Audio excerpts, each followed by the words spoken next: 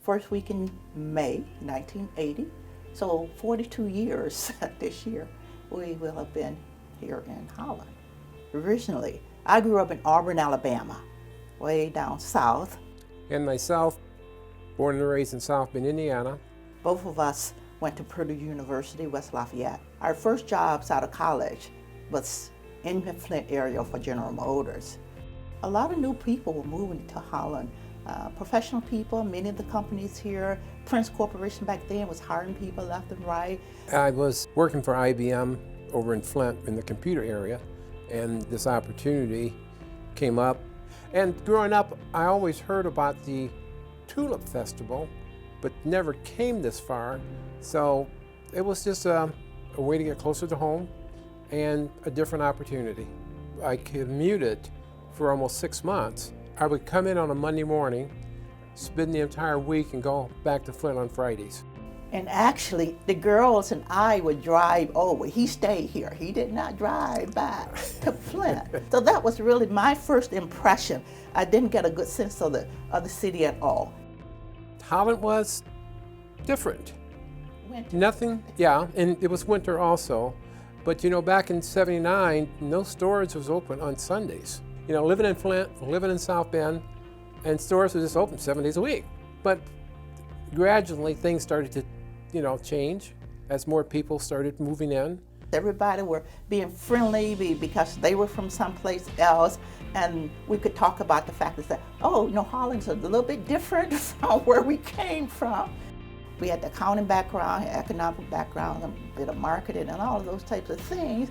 Hey, what if I start some accounting business? That was the transition to say, allow me to build it up. Starting a business anywhere, the positive is the flexibility that you have to set your own schedule, to build something and create a legacy to show that yes, we can do, and we don't have to be always out looking for a job. We can create jobs and things of that nature. The only thing I wish we had more of would be, say, African American business presence in the Holland area, because it is a very thriving community, and if we could just be a little bit more diverse, that would be, I think, a positive step in the right direction.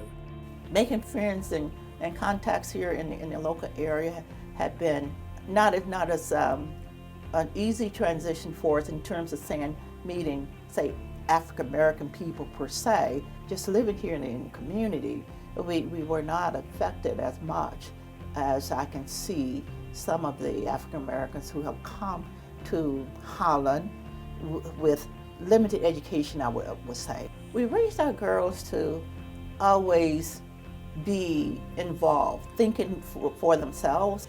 We kept them into activities where they could have a chance to learn and grow, to keep them not even wondering and bringing up the questions, saying, why aren't there more black people around? I come into schools because if there was ever any incident or issues, they immediately addressed it. Now, one challenge, though, when I was working at Hayward, being the only minority in management, and so that has always been somewhat of a challenge. As you look around here, even today, companies are becoming more aware of that need to promote more African Americans to become part of the management structure. So I think if more emphasis could be placed in that area, I think it would make it just a more positive, people-drawing community.